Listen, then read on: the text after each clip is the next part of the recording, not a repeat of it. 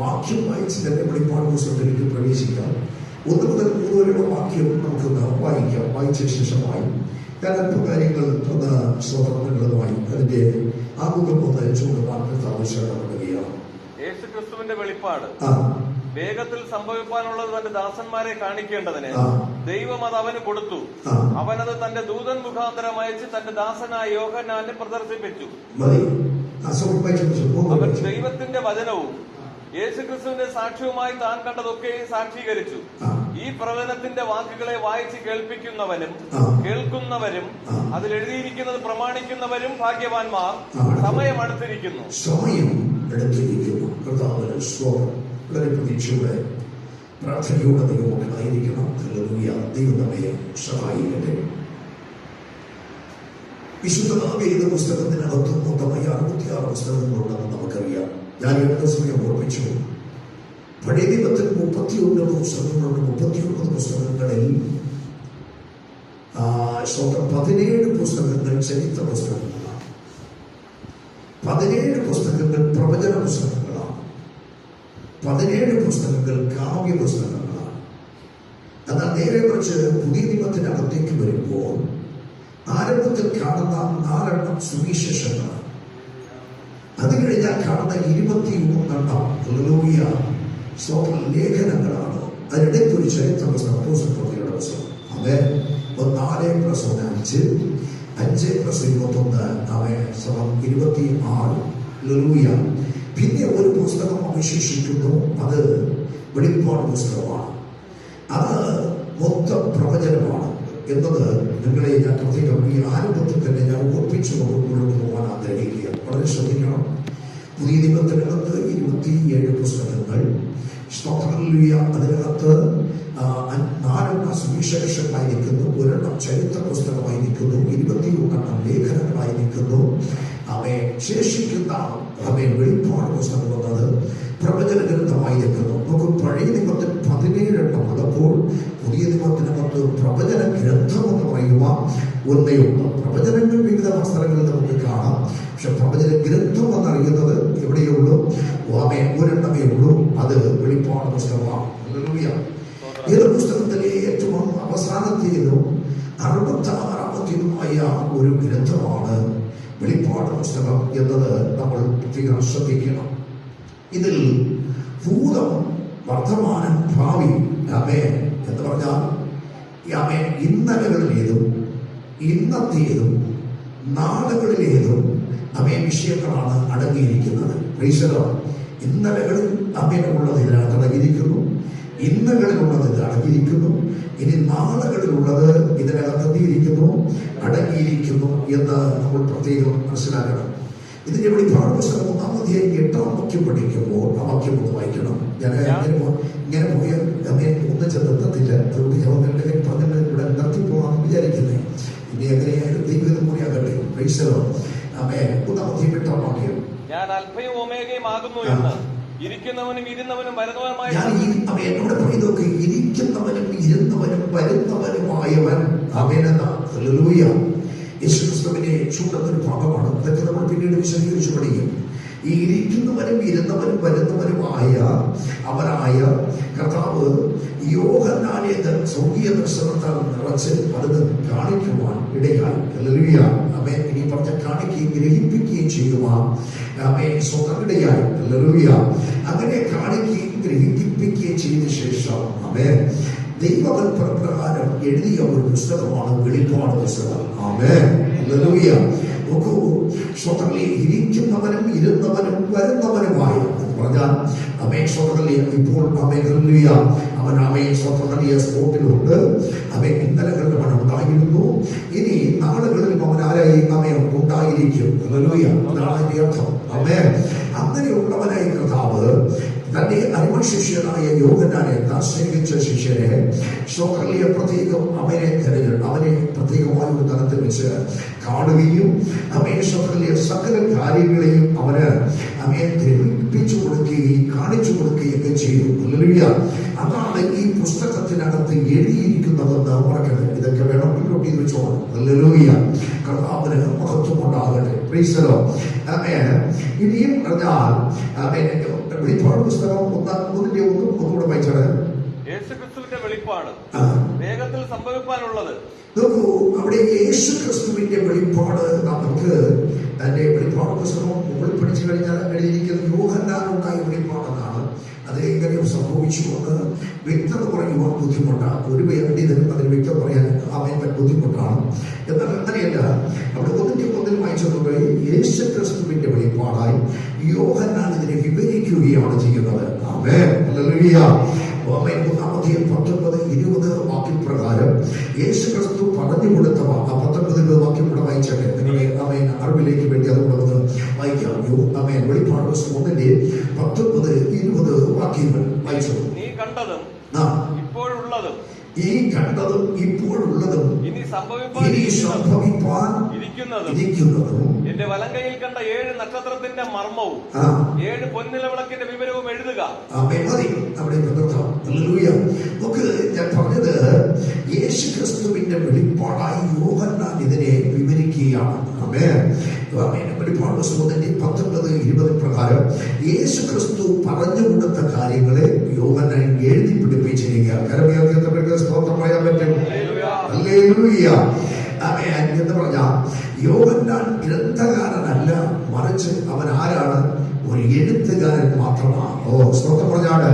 ഈ ഗ്രന്ഥത്തിന്റെ ഉടയവൻ യോഹന്നാനല്ല, ഈ ഗ്രന്ഥത്തിന്റെ ഉടയവൻ എന്ന് പറയുന്നത് യേശു ക്രിസ്തുവാണ്.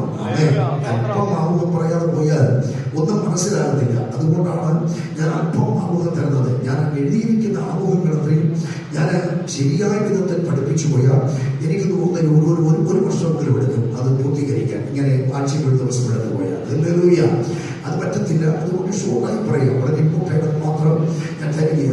എഴുതിയിരിക്കുന്ന ഞാൻ എവിടെയെങ്കിലും പ്രയോജനപ്പെടാൻ അവസരം പ്രയോജനപ്പെടുത്തുന്നത് എഴുതിയതാണ്. ഹല്ലേലൂയ, കർത്താവ് അനുഗ്രഹിക്കട്ടെ. നോക്കൂ, യഥാർത്ഥത്തിൽ വെളിപ്പാട് പുസ്തകത്തിന്റെ അവൻ ഗ്രന്ഥകാരൻ ആരല്ല? യോഹന്നാൻ അല്ല. അതിന്റെ ഗ്രന്ഥകാരൻ എന്ന് പറയുന്നത് നമ്മുടെ കർത്താവായ യേശു ക്രിസ്തുവാണ്. ഹല്ലേലൂയ. എന്നാൽ ഈ ഗ്രന്ഥത്തിന്റെ എഴുത്തുകാരൻ ആരാണെന്ന് ചോദിച്ചാൽ നമുക്ക് സധൈര്യം പറയാം, അത് യോഹന്നാനാണ്. ഹല്ലേലൂയ. എന്ന് പറഞ്ഞാൽ യേശു ക്രിസ്തുവിന്റെ വെളിപ്പാടായി ദൈവം യോഹന്നാനെ കാണിച്ചു കൊടുത്തു. വെളിപ്പാടായി അത് യോഹന്നാനെ കാണിച്ചു കൊടുത്തു. 1:10-20 പ്രകാരം ഹല്ലേലൂയ യേശു ക്രിസ്തു പറഞ്ഞു കൊടുത്തതിന് യോഹന്നാൻ എന്ത് ചെയ്തിരിക്കുക? എഴുതി എന്ന് നമുക്ക് മനസ്സിലാക്കാം. ഹല്ലേലൂയ. ഇനി ഇതിനെ 3 പാർട്സായിട്ട് നമ്മൾ തിരിച്ച് മനസ്സിലാക്കേണ്ടതുണ്ട്. അത് ഞാൻ പറഞ്ഞു വിടുകയാണ്. ഒന്ന്, ആദ്യത്തെ ഭാഗം ഹല്ലേലൂയ അത് സഭയെ കുറിച്ചുള്ള ഭാഗമാണ്. രണ്ടാമത് മധ്യഭാഗം എന്ന് പറയാം. മധ്യഭാഗം ഇസ്രായേലിനെ കുറിച്ചുള്ളതാണ്. നോക്കൂ, ഫസ്റ്റ് പാർട്സ് ദൈവസഭയെ കുറിച്ച്, യേശുക്രിസ്തുവിന്റെ രക്തത്താൽ സമ്പാദിച്ച സഭയെ കുറിച്ച് പറഞ്ഞിരിക്കുമ്പോൾ അതിന്റെ വെളിപ്പാട് പുസ്തകത്തിലെ മധ്യഭാഗം അത് ഇസ്രായേലിനെ കുറിച്ചാണ് പറഞ്ഞിരിക്കുന്നത്. എന്നാൽ അതിന്റെ പോയാൽ ലാസ്റ്റ് ഭാഗത്തോട്ട് പോയ ജാതികളെ കുറിച്ചുമാണ് പറഞ്ഞിരിക്കുന്നത്. ഹല്ലേലൂയ, സ്തോത്രം പറഞ്ഞാണ്. അത് നമുക്ക് പഠിക്കാറുണ്ട്. ജാതികളോട് സുവിശേഷം പറയുന്നത്, ജാതികളുടെ നടുവിൽ നടക്കുന്ന സുവിശേഷീകരണത്തെ കുറിച്ചൊക്കെ നമുക്ക് പഠിക്കാറുണ്ട്. ഇപ്പോഴത്തെ സുവിശേഷീകരണമല്ല, ആൾക്കാരത്തെ സുവിശേഷീകരണം. ഹല്ലേലൂയ, സ്തോത്രം. അത് നമുക്ക് പിന്നീട് പഠിക്കാം. കർത്താവ് സഹായിക്കട്ടെ. ഹല്ലേലൂയ. അങ്ങനെ ഇതിന് 3ആയിട്ട് വേണം മനസ്സിലാക്കാൻ. ഫസ്റ്റ് പാർട്സ് സഭയെ കുറിച്ചുള്ളത്, രണ്ടാമത്തെ പാർട്സ് മധ്യഭാഗം നിൽക്കുന്നതല്ല, ഇസ്രായേലിനെ കുറിച്ചാണ്. ഹല്ലേലൂയ. പ്രത്യേകിച്ചും 6 മുതൽ 16 വരെയുള്ള അധ്യായങ്ങൾ അവയിലേക്ക് നമ്മൾ കടന്നുപോയാൽ അതെല്ലാം ഇസ്രായേലിനെ കുറിച്ചാണ് കാണുവാനായി കഴിയുന്നത്. ഹല്ലേലൂയ. 16 പിന്നെയും നമുക്ക് കാണാൻ കഴിയും. ഹല്ലേലൂയ. 3ാമത് ജാതികളെ കുറിച്ചുള്ളതാണ് അതിന്റെ അവസാന ഭാഗങ്ങൾ. ഹല്ലേലൂയ. ഇനി നോക്കുക, സകല ഭാവികാല സംഭവങ്ങളും ഈ പുസ്തകത്തിൽ രേഖപ്പെടുത്തിയിരിക്കുക. അല്പം ഭാവികാല സംഭവമല്ല, ഇനി ഭാവിയിൽ നടക്കാനിരിക്കുന്ന സകല സംഭവങ്ങളും. ഹല്ലേലൂയ. ഈ ഈ പുസ്തകത്തിനകത്ത് രേഖപ്പെടുത്തിയിട്ടുണ്ട്. സ്തോത്രം. ഹല്ലേലൂയ. ആമേൻ. കർത്താവിന് മഹത്വം ഉണ്ടാകട്ടെ. സ്തോത്രം. അത് ഞാൻ സ്വന്തം വാക്യം വായിച്ചു പോയാൽ നടക്കത്തില്ല, ഞാനങ്ങ് പറഞ്ഞു പോകാം. ഹല്ലേലൂയ. ഒന്നാമതായി 3-ാം അധ്യായം അതിന്റെ 14-ാം വാക്യം. ഹല്ലേലൂയ. അത് അവിടെ സഭയുടെ ഉത്പ്രാവണത്തെ കുറിച്ച് കാണുവാൻ കഴിയും. സഭയുടെ ഉത്പ്രാവണം നടക്കുന്ന ഭാവിയിലാണ്. സഭയുടെ ഉത്പ്രാവണം ഇതുവരെ നടന്നിട്ടില്ല. ഹല്ലേലൂയ. നടക്കാൻ പോകുന്നതേ ഉള്ളൂ. അതിനെക്കുറിച്ച് ഭാവിയിൽ നടക്കുന്നത്, ഭാവിയിലുള്ള കാര്യമായ അതിനെക്കുറിച്ച് രേഖപ്പെടുത്തിയിട്ടുണ്ട്. പിന്നെ 20-ാം അധ്യായം 5-6 വാക്യം പഠിച്ചാൽ മരിച്ച വിശുദ്ധന്മാരുടെ പുനരുത്ഥാനത്തെ കുറിച്ച് നമുക്കിവിടെ കാണുവാൻ കഴിയും. വേണമെങ്കിൽ ആ വാക്യങ്ങൾ നിങ്ങൾ നോട്ട് ചെയ്തുകൊള്ളാം. ഹല്ലേലൂയ. വെളിപ്പാട് പുസ്തകം 20-ാം അധ്യായം 5 മുതൽ 6 വരെയുള്ള വാക്യങ്ങൾ പഠിച്ചാൽ മരിച്ച വിശുദ്ധന്മാരുടെ പുനരുത്ഥാനത്തെ കുറിച്ച് നമുക്ക് കാണുവാൻ കഴിയും. ആമേൻ. ഇനി 7-ാം അധ്യായം 14-ാം വാക്യവും 11-ാം അധ്യായം 2-3 വാക്യങ്ങൾ പഠിച്ചാൽ 3.5 വർഷം കാലമുള്ള മഹാപീഡനം ഉൾപ്പെടെ 7 വർഷത്തെ പീഡനകാലം അവിടെ രേഖപ്പെടുത്തിയിട്ടുണ്ട്. ഹല്ലേലൂയ. ഇസ്രായേലിന് 3.5 വർഷമാണ് മഹാപീഡനം, 3.5 വർഷം പീഡകാലമാണ്. ഹല്ലേലൂയ. പീഡകാലവും പീഡനകാലവും തമ്മിൽ വലിയ വ്യത്യാസമുണ്ട്. ഹല്ലേലൂയ. ഇതിനെ 7-ാം അധ്യായം 14-ാം വാക്യത്തിൽ 11-ാം അധ്യായം 2-3 വാക്യങ്ങൾ രേഖപ്പെടുത്തിയിട്ടുണ്ട്. ഹല്ലേലൂയ. വേറെ വാക്യങ്ങളുണ്ട്. ഞാൻ 2 വാക്യം മാത്രമേ ഇത് കുഴപ്പപ്പെടുത്തുന്നുള്ളൂ. അത് കഴിഞ്ഞു കഴിഞ്ഞാൽ എതിർ ക്രിസ്തുവിന്റെ വാഴ്ചയെ കുറിച്ച് അതിന്റെ 13-ാം അധ്യായത്തിൽ നമുക്ക് 13-ാം അധ്യായത്തിൽ നമുക്ക് കാണുവാനായി കഴിയും. ഹല്ലേലൂയ. ആന്റി ക്രിസ്തുവിന്റെ വാഴ്ചയെ കുറിച്ച്. പിന്നെ അങ്ങോട്ട് 16-16 തുടങ്ങിയുള്ള വാക്യം പഠിച്ചാൽ കർമ്മകനും യുദ്ധവും 1000 ആണ്ട് വാഴ്ചയെ കുറിച്ച് നമുക്ക് കാണുവാനായി കഴിയും. ഹല്ലേലൂയ. 19-21 വരെ നമ്മൾ ശ്രദ്ധിച്ചാൽ മതി. അത് കാണുവാനായി ഇതെല്ലാം ഭാവിയിൽ നടക്കുന്ന കാര്യമാണ്. ഹല്ലേലൂയ. ഇനി 1-ാം അധ്യായം 17-ാം വാക്യം 19-ാം വാക്യം 11-ാം വാക്യം ചേർന്ന് പഠിച്ചാൽ യേശു ക്രിസ്തുവിന്റെ മഹത്വ പ്രത്യക്ഷതയെ കുറിച്ച് അവിടെ രേഖപ്പെടുത്തിയിട്ടുണ്ട്. ഹല്ലേലൂയ. 20-ാം അധ്യായം 11-ാം വാക്യത്തിലേക്ക് പോയ വെള്ളസിംഹാസന ന്യായവിധിയെ കുറിച്ച് രേഖപ്പെടുത്തിയിട്ടുണ്ട്. ഹല്ലേലൂയ. ഇനി 21-ാം അധ്യായം 1-ാം വാക്യത്തിലേക്ക് ശ്രദ്ധിച്ചാൽ പുതിയ ആകാശം പുതിയ ഭൂമിയെ എന്നിവയെ കുറിച്ച് നമുക്ക് കാണുവാനായി കഴിയും. ഹല്ലേലൂയ. ഇങ്ങനെ സകല ഭാവികാല സംഭവങ്ങൾ ഈ പുസ്തകത്തിനകത്ത് രേഖപ്പെടുത്തിയിരിക്കുക. കാരണം സ്തോത്രം പറയാൻ പറ്റും. നോക്കൂ, ഇനി അമ്മയുള്ള കാലത്ത് എന്തൊക്കെ സംഭവിക്കുവാൻ പോകുന്നുവോ അതെല്ലാം ഉള്ളടക്കം ചെയ്തിരിക്കുന്ന ഒരു പുസ്തകമാണ് എന്റെ നിങ്ങളുടെ കരത്തിലിരിക്കുന്ന വെളിപ്പാട് പുസ്തകം എന്നറിയണം. ഹല്ലേലൂയ. ഞാനൊരു ദൂത് തന്നിട്ട് ഇന്ന് പ്രാർത്ഥിച്ചു വിടത്തുള്ളൂ. നിങ്ങളതുകൊണ്ട് ദൂതൊന്നും കിട്ടില്ലല്ലോ എന്ന് വിചാരിച്ചു ഭാരപ്പെടുക വേണ്ട. ആരംഭം ഒന്നിങ്ങനെ പോയി പറ്റത്തുള്ളൂ. ഹല്ലേലൂയ. കർത്താവിന് സ്തോത്രം ഉണ്ടാകട്ടെ. വളരെ പ്രാർത്ഥനയോടെയിരിക്കെ. ഹല്ലേലൂയ. ഞാൻ പറയുന്നത് വളരെ ശ്രദ്ധിക്കണം. ഭാവിയിൽ നടക്കാനിരിക്കുന്ന സകല സംഭവ വികാസങ്ങളെയും വരച്ചു കാണിച്ചിരിക്കുന്ന ഒരു പുസ്തകമാണ്. ഏത് പുസ്തകം? വെളിപ്പാട് പുസ്തകം. ഹല്ലേലൂയ. അവൻ ഇന്ന് കാണുന്ന അനുഭവങ്ങളെല്ലാം ഇതൊക്കെ പെട്ടെന്ന് മാറുവാൻ പോകുകയാണ്. നോക്കൂ, ഞാനത് ഇടയ്ക്ക് കയറി പറയാം, പിന്നീട് ഞാൻ എതിർ ക്രിസ്തുവിന്റെ ഭരണം വരുമ്പോൾ അതിനെ ഒന്ന് ആഴമായി പഠിപ്പിക്കാം. ഹല്ലേലൂയ. ഇന്ന് എല്ലാ ആഗോളവൽക്കരണത്തിലേക്ക് നീങ്ങുകയാണ്. നോക്കൂ, ലോകത്തിൽ ചൈന ഇന്ന് ഒരു വൻകിട രാജ്യമായി മാറുവാനുള്ള കാര്യം എന്താ? ചൈനയിൽ ഒരു കാലത്ത് കമ്മ്യൂണിസം കൂടിയുണ്ടെന്ന കാലമാണ്. എന്ന് പറഞ്ഞാൽ കമ്മ്യൂണിസത്തിന്റെ രീതി അനുസരിച്ച് വേറെ ഒരുത്തരും അകത്ത് കയറുവാൻ കഴിയുന്ന പ്രവേശനമില്ല. എന്ന് പറഞ്ഞാൽ പുറത്തുള്ളവർക്കെല്ലാം വാതിൽ അടഞ്ഞിടന്നു. ഹല്ലേലൂയ. ചൈനയിലെ കമ്മ്യൂണിസം കേരളത്തിലെ കമ്മ്യൂണിസം പോലെയല്ല, വളരെ വ്യത്യാസമുള്ള കമ്മ്യൂണിസം. ഇപ്പോൾ കേരളത്തിൽ ഒന്ന് മാറിക്കൊണ്ടിരിക്കുകയാണ്. അവരും അതിനെ അഡാപ്റ്റ് ചെയ്ത് തുടങ്ങി. ഹല്ലേലൂയ. ചൈനയിൽ ലോകത്തിലെ സകല രാജ്യങ്ങളുള്ള വമ്പൻ കമ്പനികളെല്ലാം സ്ഥാപിക്കപ്പെട്ടിരിക്കുന്നത് അവിടെയാണ്. ഹല്ലേലൂയ. ഇനി പറഞ്ഞാൽ ഏറ്റവും വലിയ ബിസിനസ് മേഖലയായി ചൈന മാറി. ഹല്ലേലൂയ. എന്ന് പറഞ്ഞാൽ അവരുടെ മുമ്പേ അതിന് തുറന്നിട്ട് കൊടുത്തതുകൊണ്ട് ചൈനയ്ക്ക് ഒരു വലിയ സാമ്പത്തിക മേഖലയിൽ വളരുവാനായി കഴിയും. ഹല്ലേലൂയ. അത് ഇന്ന് ചൈനയല്ല, ലോകത്തിലെ ഏറെക്കുറെ രാജ്യങ്ങളും അങ്ങനെയുള്ള ഒരു തലത്തിലേക്ക് മാറിക്കൊണ്ടിരിക്കുക. ഇന്ത്യയിൽ തന്നെ സകല അടഞ്ഞുകിട നാടുകളെ ഇപ്പോൾ തുറന്നു കൊടുത്തുകൊണ്ടിരിക്കുക. അതുകൊണ്ടാണ് ലോകത്തിലുള്ള വൻകിട ശക്തികളെന്ന് പറയാം. അവരെല്ലാം ഇവിടെ പിടിമുറുക്കിക്കൊണ്ടിരിക്കുന്നത്. ഉദാഹരണം പറഞ്ഞാൽ, നിങ്ങൾ മൊബൈലിലൂടെ ശ്രദ്ധിച്ചാൽ ഫ്ലിപ്കാർട്ട്, ആമസോൺ, ഇങ്ങനെയുള്ളതൊക്കെ നിങ്ങൾ കാണും. ഇതൊക്കെ അമേരിക്കൻ കമ്പനികളാണ്, ഇന്ത്യൻ കമ്പനിയല്ല. ഇനി നോക്കൂ, നമ്മുടെ അനേകം മാർക്കറ്റുകൾ ഇന്ന് ലോക വ്യാപാര തലവുമായി ബന്ധപ്പെട്ട് വന്നിരിക്കുകയാണ്. ആഗോള സംവിധാനങ്ങളുമായി മാറിയിരിക്കുകയാണ്.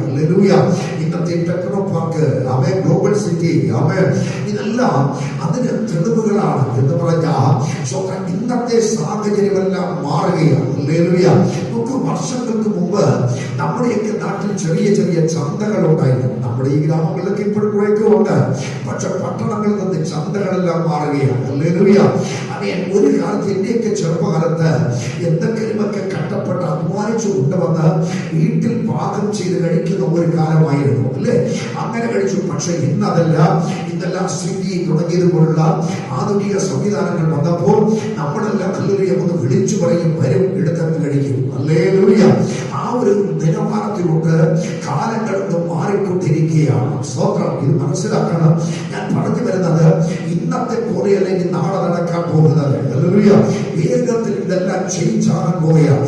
എല്ലാം മാറ്റി മറിക്കപ്പെടുന്ന അനുഭവങ്ങൾ വരും. ഈ നടക്കാൻ പോകുന്ന സംഭവങ്ങളെയെല്ലാം വളരെ ശക്തമായി വരച്ച് കാണിച്ചിരിക്കുന്ന ഏക പുസ്തകം എന്ന് പറയുന്നത് വെളിപ്പാട് പുസ്തകമാണ്. ആമേൻ പറയുന്നത് കേൾക്കാൻ കഴിയും. സ്തോത്രം പറഞ്ഞാട്ടെ. ഹല്ലേലൂയ. കർത്താവിന് സ്തോത്രം ഉണ്ടാകട്ടെ. ഞാൻ വിശേഷിക്കുന്ന മറ്റു കാര്യങ്ങൾ കുറേയൊക്കെ ഇടയ്ക്കിടയ്ക്ക് മറ്റു ദിവസങ്ങൾ പ്രസംഗിക്കുമ്പോൾ അതിൻ്റെ കൂടെ എടുത്തു പോകാമെന്നാണ് ഞാൻ വിചാരിക്കുന്നത്. നോക്കൂ, ഈ പുസ്തകത്തിൽ വേറൊരു പ്രത്യേകതയുണ്ട്. പഴയ നിയമത്തിലെ ഉൽപ്പത്തിയും വെളിപ്പാടും തമ്മിൽ യോജിപ്പിച്ച് പഠിക്കാൻ അനേക കാര്യങ്ങളുണ്ട്. അതൊന്നും ഞാൻ തോന്നുന്നില്ല. ഹല്ലേലൂയ. പഴയ നിയമത്തിലെ പഞ്ചഗ്രന്ഥങ്ങൾ പോലെ പഞ്ചഗ്രന്ഥങ്ങൾ നിലനിൽക്കുന്നത് പോലെ യോഹന്നാന്റെ പുസ്തകങ്ങൾ നിലനിൽക്കുകയാണ്. എന്ന് പറഞ്ഞാൽ മോശ മുഖാന്തരം 5 ഗ്രന്ഥങ്ങൾ ഇസ്രായേലിന്റെ ദൈവം നൽകി. അതിനെ പഞ്ചഗ്രന്ഥങ്ങൾ എന്ന് പറയും. ഉൽപ്പത്തി, പുറപ്പാട്, ലേവ്യ, സംഖ്യ, ആവർത്തനം. ഈ 5 പുസ്തകങ്ങൾക്ക് കൊടുത്തിരിക്കുന്ന പേര് പഞ്ചഗ്രന്ഥങ്ങൾ എന്നാണ്. മനസ്സിലായപ്പോൾ മാത്രം സ്തോത്രം പറഞ്ഞാണ്. അതുപോലെ 5 ഗ്രന്ഥങ്ങൾ യോഹന്നാൻ പുതിയ നിയമസഭയ്ക്ക് തന്നിട്ടുണ്ട്. അത് നമുക്കറിയാം. 1 സുവിശേഷമാണ്. പിന്നെ 3 ലേഖനങ്ങളാണ്. 1 യോഹന്നാൻ, 2 യോഹന്നാൻ, 3 യോഹന്നാൻ. ഈ 3 ലേഖനങ്ങൾ അത് യോഹന്നാന്റെ ലേഖനങ്ങളാണ്. അത് കഴിഞ്ഞ് വെളിപ്പാട് പുസ്തകം യോഹന്നാന്റെ ലേഖനമാണ്. കരവേൽക്കുന്ന സ്തോത്രപ്രജാണ്. 14 ലേഖനങ്ങൾ പൗലോസിനാണ് നൽകിയിട്ടുണ്ട്. അത് കഴിഞ്ഞാൽ ഏറ്റവും കൂടുതൽ ലേഖനം തന്നിരിക്കുന്നത് ഈ യോഹന്നാൻ മുഖാന്തരമാണ്. കരവേൽക്കുന്ന സ്തോത്രപ്രജാണ്. അപ്പോ 14 5 19 ലേഖനങ്ങൾ കഴിഞ്ഞാൽ പിന്നെ 2 ലേഖനങ്ങൾ വരുന്നു. പത്രോസിന്റെ ലേഖനം, അതിന്റെ ലേഖനങ്ങളാണ്. ഞാൻ പറഞ്ഞ 5 പുസ്തകങ്ങൾ യോഹന്നാൻ തന്നിട്ടുണ്ട്. ഈ 5 പുസ്തകങ്ങൾക്ക് പ്രത്യേകതകളുമുണ്ട്. അതുകൂടി ഒന്ന് പറഞ്ഞ് ഞാൻ വേഗം പോകാം. സുവിശേഷത്തിൽ യോഹന്നാൻ യേശുവിനെ പഠിച്ചിരിക്കുന്നത് മത്തായിയോ മർക്കോസോ ലൂക്കോസോ പറഞ്ഞിരിക്കുന്നത് പോലെയല്ല. അവർ 3 പേരും പറഞ്ഞിരിക്കുന്നത് വ്യത്യസ്തമായിട്ടാണ് യോഹന്നാൻ പറഞ്ഞിരിക്കുന്നത്. മത്തായിയിൽ കർത്താവിനെ ഒരു രാജാവായി മത്തായി ചിത്രീകരിച്ചിട്ടുണ്ടെങ്കിൽ യോഹന്നാൻ ഒരു രാജാവായിട്ടല്ല, ദൈവപുത്രനായിട്ടായിരുന്നു പറഞ്ഞിരിക്കുകയാണ്. യേശു ആരാണെന്ന് യോഹന്നാൻ ഉപയോഗിച്ചാൽ അവൻ പറയും, അവൻ എനിക്ക് ദൈവപുത്രനാണ്. സ്തോത്രം പറഞ്ഞാണ്. ഇന്ന് മുതൽക്കാലം കൂടെ ഇരിക്കുന്ന ദൈവസഭയ്ക്ക് അവൻ പറയാൻ കഴിയണം, യേശു ആരും അവൻ ദൈവപുത്രനത്രേ. ഹല്ലേലൂയ. ഇനിയും അപേക്ഷ പഠിച്ച സുവിശേഷത്തിൽ ദൈവപുത്രനാണ് അവൻ താൻ രേഖപ്പെടുത്തിയിട്ടുണ്ടെങ്കിൽ ലേഖനത്തിലൂടെ കടന്നു വരുമ്പോൾ യോഹന്നാൻ പറയുന്നത് അവൻ ദൈവപുത്രൻ എന്ന് മാത്രമല്ല, ലേഖനത്തിൽ താൻ അല്പം കൂടെ ആഴത്തിൽ കടത്തി പറയുന്നു, അവൻ ദൈവമാണ്. ആമേൻ. സ്തോത്രം പറഞ്ഞാണ്. സുവിശേഷത്തിൽ ദൈവപുത്രൻ എന്ന് പറഞ്ഞെങ്കിൽ ലേഖനത്തിൽ താൻ വിളിച്ചു പറയുന്നു അവിടുന്ന് സാക്ഷാൽ ദൈവമാണ്. എന്നാൽ അവയെ സമാപ്തികൃതമായി വെളിപ്പാട് പുസ്തകത്തിൽ യോഹന്നാൻ പറയുന്നത് സകലത്തിന്റെയും വിജയകരമായ അവയെ പരിസമാപ്തി അവയെ ദൈവപുത്രനായ യേശു ക്രിസ്തുവിലൂടെയാണെന്ന് താൻ രേഖപ്പെടുത്തുകയാണ്. കാരണം സ്വന്തം പറഞ്ഞാണ്. ഞാൻ ഒന്നുകൂടി ആവർത്തിക്കുന്നു. സുവിശേഷത്തിൽ യോഹന്നാൻ പറയുക യേശു ആര്? ദൈവപുത്രൻ. ഹല്ലേലൂയ. ലേഖനത്തിൽ ആര്? അവൻ യോഹന്നാൻ പറയുന്നു യേശു ഹല്ലേലൂയ ദൈവമാണ്. എന്നാൽ വെളിപ്പാട് പുസ്തകത്തിലേക്ക് വരുമ്പോൾ യോഹന്നാൻ പറയുക ഏത് കാര്യങ്ങളുടെ പരിസമാപ്തി അവൻ വിജയത്തോടുള്ള പരിസമാപ്തി വരുത്തുന്ന ഒരുവനാണ് നമ്മുടെ ദൈവമായ കർത്താവ്. സ്തോത്രമാണ്. ഇന്ന് മുതൽക്കാലം ഇതിനകത്ത് ഏതൊക്കെയോ കാര്യങ്ങൾ തുടങ്ങി വെച്ച് കാലങ്ങളായി തുടങ്ങി വെച്ച കാര്യങ്ങളുടെ പരിസമാപ്തിയിലേക്ക് ഒന്നെത്തുവാൻ കഴിയാതെ ആയിരിക്കുന്നവർ ഈ സഭയ്ക്കകത്തുണ്ടെന്ന് എനിക്കറിയാം. പക്ഷേ ഇന്ന് മുതൽക്കാലം പറയട്ടെ, നിന്റെ പാപേശ്വര പദ്ധതികള് അല്ലെങ്കിൽ നിന്റെ കാര്യാദികള് ഒന്ന് വിജയകരമാക്കി തീർത്ത് അതിനൊരു പരിസമാപ്തിയാക്കി തീർക്കുക. ഈ ലോകത്തിന് ഒരു നിയമസംഹിതയ്ക്കോ ഇവിടത്തെ ഒരു ഭരണാധികാരിക്കോ കഴിയാതിരിക്കുമോ? ഇന്ന് മുതൽക്കാലം പരിശുദ്ധാത്മാവ് ദൈവസഭയോട് പറയുക അത് സമാപ്തിയിലേക്ക് എത്തിക്കുന്ന ഒരുവനുണ്ട്. അത് ദൈവപുത്രനായ യേശു ക്രിസ്തു മാത്രമേ. എന്തുകൊണ്ടാണ് യേശുവിന് ഇത്രയും മഹത്വമായി ഗുണമായി നിൽക്കുന്നത് ചോദിച്ച അവൻ സകലവും വിജയകരമാക്കി അവസാനിപ്പിക്കുന്ന ദൈവമായതുകൊണ്ടാണ്.